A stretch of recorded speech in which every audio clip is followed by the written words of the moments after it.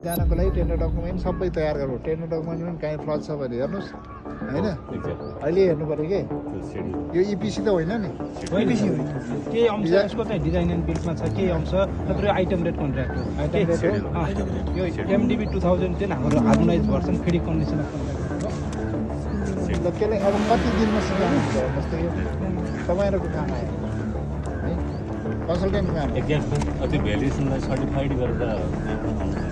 होइन भयो किन भएको घटाएपछि पनि अब तपाईँले यति गर्नु थालेपछि केही अन्दाज पनि आयो,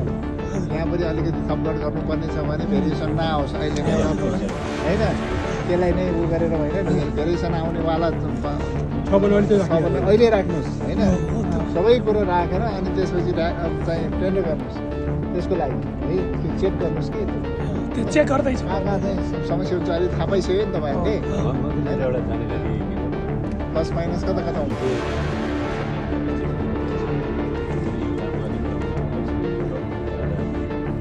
कन्ट्र्याक्ट तोडेको करिब 1 महिना भयो होइन, अब यो यसको चाहिँ उनले गरेको काम कति काम भएको छ त्यसको डिटेल एसेसमेन्ट कन्सल्टेन्सी गर्छ अनि त्यसपछि त्यो अब रिटेन्डर गर्नको लागि कति स्कोप हो सबै चाहिँ कस्ट इस्टिमेट लगायतका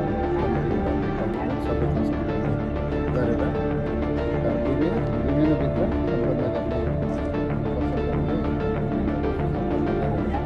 अनि त्यसपछि फेरि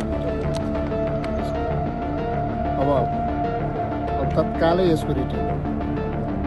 प्रोसेसमा जान्छ। रिटेन्डर प्रोसेस चाहिँ पहिला गरेका काम र बाँकी काम कुनै थपगड गर्नुपर्ने छ भने त्यसलाई पनि इन्कर्पोरेट